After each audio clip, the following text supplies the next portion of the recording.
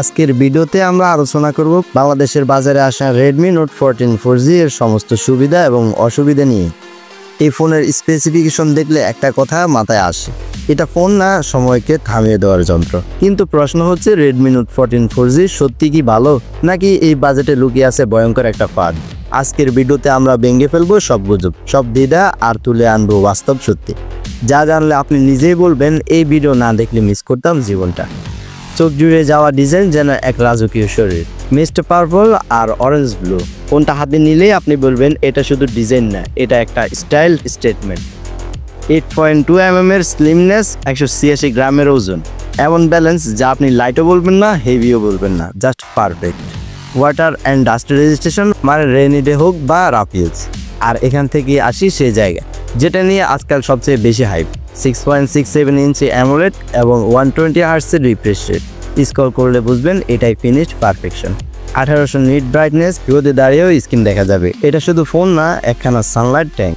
Gorilla glass 5, মানে একটু পড়ে গেলে হার্ট ব্যাক নয়, কোন থাকবে ঠিক। ডিসপ্লের কথা হলো, কিন্তু এখন আসি সেই ব্যাপারে যেটার জন্য আজকাল সবাই ফোন কিনে। বাজেটের মধ্যে DSLR feelings, 108 megapixel main camera, 20 megapixel selfie. এটা শুধু ছবি না, এটা মেমোরি সংরক্ষণের এক নিখুঁত যন্ত্র। 60 FPS video recording, face detection, HDR, AI mode, এই বাজেটে কেউ ভাবতেই পারবে না। এখন আসি একদম রগে টান দেওয়ার জায়গায়। পারফরমেন্স গেমারদের জন্য রক্তটপ বয় করা খবর।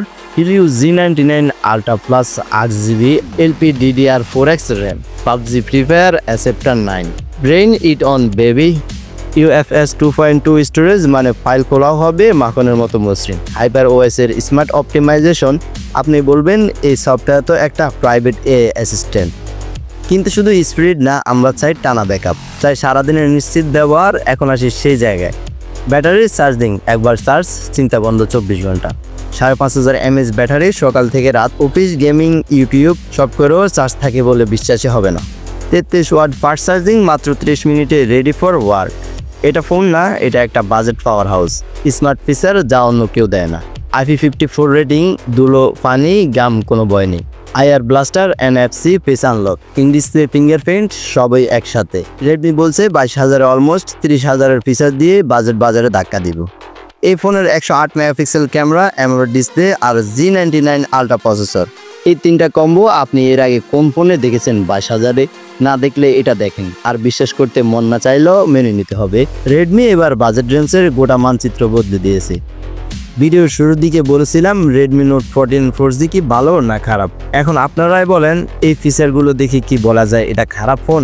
এক কথায় এই ফোনটা একটা বাজেট কিং। এমন বাজেট কিলার ফোনের রিভিউ আরও চাইলে এখনই সাবস্ক্রাইব করে রাখেন। কমেন্টে জানান আপনি Redmi Note 15 5G এর রিভিউ চান কিনা। পরবর্তী ভিডিও আসছি এমন কিছু নিয়ে যেটা শুনলে বলবেন এতদিন টিজি চ্যানেলের সদস্য না হয়ে অনেক কিছুই মিস করলাম। তবে যদি Redmi Note 14 4G বাজেট ফাইটের রাজা হয়, তাহলে Note 15 5G কি সিংহাসন ছিনিয়ে নেবে? দেখা হবে পরের ভিডিওতে, জানতে পারবেন না কখন চোখ খুলবেন আর রেডমিকে একেবারে নতুন রূপে দেখবেন।